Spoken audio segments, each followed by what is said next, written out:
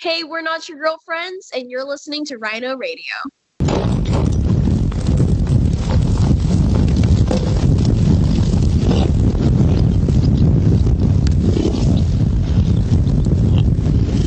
So today I'm digitally enjoying the privilege of speaking to three amazing musicians that joined the pop punk scene recently. Hello to Not Your Girlfriends. Hi! How are you feeling, ladies? I know that the British weather was not too kind to you, but you're braving through. So how are you today? We are pushing through. We're feeling tons better.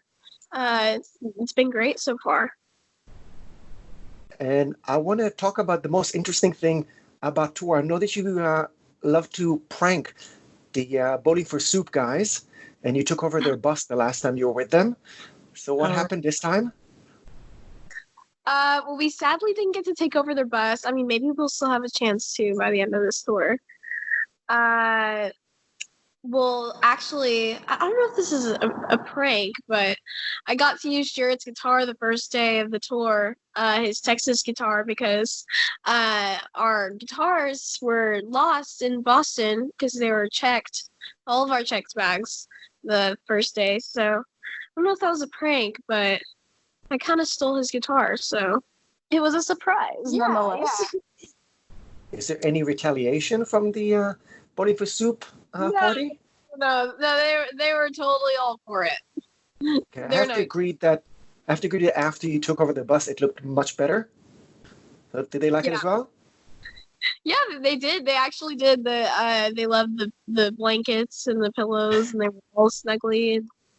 Yeah, we made Chris a pillow with his face on it, and everyone's been telling us that he won't stop using it. Apparently, he loves it. And we left not surprised. Toys. Oh yes, yeah, they were happy. Well, I mean, they weren't toys; they were stuffed animals. But Chris used them as toys. Oh no! Wait, you can teach them better next time. I really enjoyed your cover for Spice Girls at the end of your set. And I wanted to know who introduces you to that kind of music. I know that you had some covers of older songs before your time. So is there some sort of a hit to enjoying, the 80s music, 90s music? Who introduces you and what do you feel like you're missing? The Spice Girls was Girl Power, and we love that song. We grew up listening to 80s hair metal and 90s grunge and classic rock from our parents. We have very, very musical families, and they just played that around the house when we were growing up. And me and my sister, our dad used to play guitar and sing for us every night. As a lullaby whenever we were little, but it wasn't Twinkle Twinkle Little Star or anything. It was Nirvana and Green Day, bands like that. So yeah, when I very first started playing the drums when I was I think 9-ish, my favorite drummer was Tommy Lee from Motley Crue, even though I wasn't allowed to watch their concerts because there was too many bad language. But I was for my 9-year-old recitals and stuff, I was singing and playing drums to Dr. Feelgood and stuff like that. So we definitely all grew up with, good music and classic rock and everything. And so that's what we started with. And then we kind of evolved and started finding our own bands like Paramore and 36 to Mars. And we also listened to current music and everything. My Chemical Romance, we just released a cover of one of their songs recently. That was their latest single, their song I'm Not Okay, which we love them so much. Actually, we're going to play a show tonight. At the show, there's pictures of them on the walls that they played from 2007 whenever they were playing the Black Parade tour. And that's one of our favorite concerts to just watch on our phones. So it's great. It's exciting. Any reactions from the band for that cover? Not yet. We're hoping. We've been tweeting them and tagging them and stuff. So is there any reactions from the band yet? Oh, that's awesome. They're back. We actually got to meet Frank Iero, the guitarist for My Chemical Romance, at Warped Tour last year. He was playing with his band, Frank Iero and the Future Violence, and we got to meet him and shake his hand, and he has a great handshake. He's the best at giving handshakes, and he's super sweet. We played I'm Not Okay live, and he his bassist actually went and watched us, and it was great. Do you have any plans of seeing them at their reunion tour? Yes, we're gonna make it happen. We're gonna make it Okay, happen. well, crossing fingers, and maybe there's going to be even another musical influence, or even they're going to pop by in one of your songs. So, Oh yeah, that would be great. okay, so I'm going to kind of lead from that into a more personal question about heroes. It doesn't have to be musical, but anybody that kind of popped up in your vision of who you want to be in the future. Spider-Man's a good hero. Maybe Batman.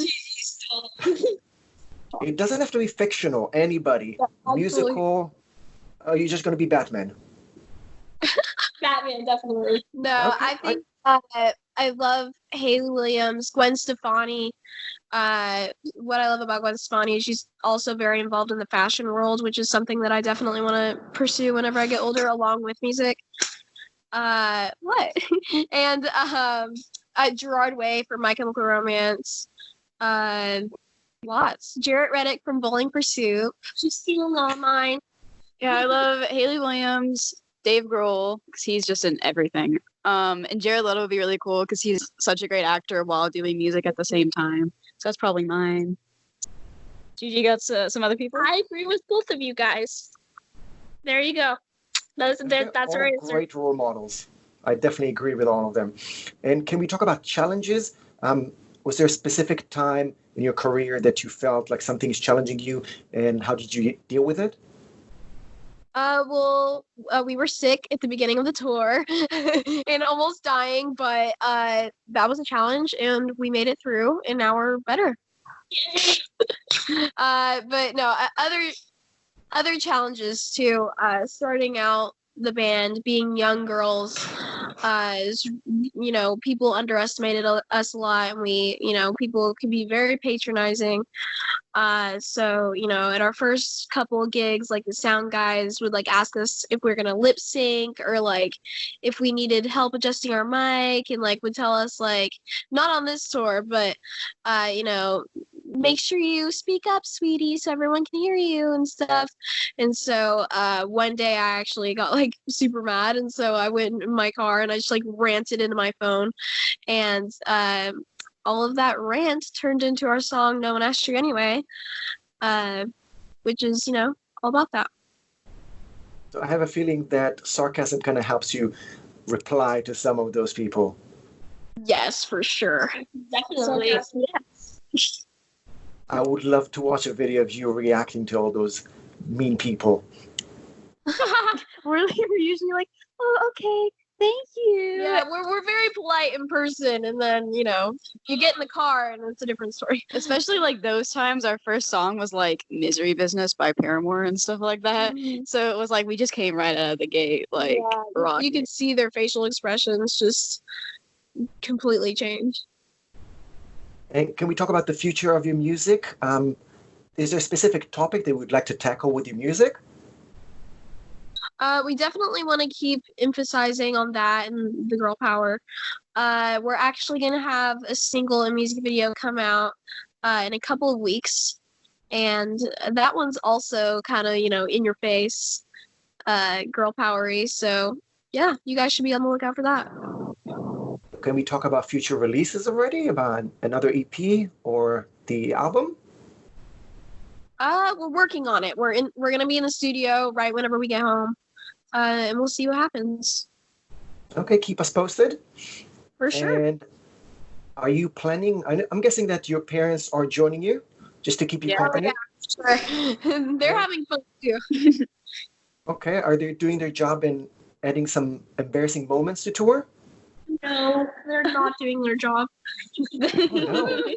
No, they're partying. They're just having a good time. We have a bus this time, so it's been great. But they're also like being super, super helpful. Like it'd be so hard to do everything without them.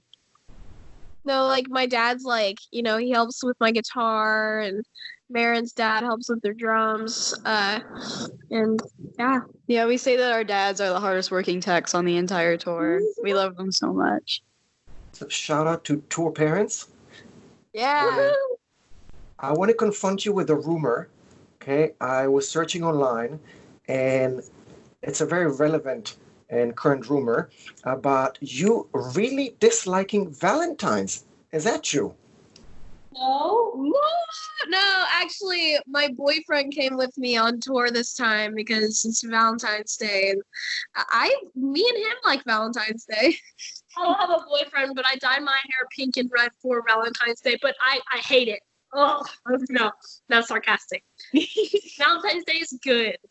Yeah, we all love Valentine's Day. It's so cute. So can you share a very romantic moment that you were part of, either on the receiving side or on the giving side? I don't really have a romantic life. Kind of sad, but hey, I'm just a 13-year-old, and I'm also single. So. Something really nice that my boyfriend did was that he got us first class for the way back home, so that we won't be dead on the plane and uncomfortable. So that was very sweet. What about you, Maren? I mean, my dog shows me romantic gestures on the daily. He likes to cuddle. He likes to give me kisses. I love myself. Murphy is my Valentine. Don't forget self-love. I mean, honestly, it's very important. That's the best. So thank you very much for sharing that. Is there anything else you would like to add to fans and listeners out there before we say goodbye? Not Ur Girlfrenz is one of the best bands ever. Not better than Bowling for Soup, because if I say that we're the best band ever, Jared will Jared will be telling me that's wrong. And you should listen to us on Spotify and iTunes. And do not hate Valentine's Day. Yes. And that we love this interview, and you're the best, and thank you so much. And thank you so much for all the support. Yeah. Keep a lookout for some new stuff coming super, super soon. Okay, I'll definitely do that, and thank you very much for the kind words. So thank you very much for your time, and hope you had a nice Valentine's, and stay warm and healthy, and then come back to the UK soon. Yeah, for sure. Thank you. Bye.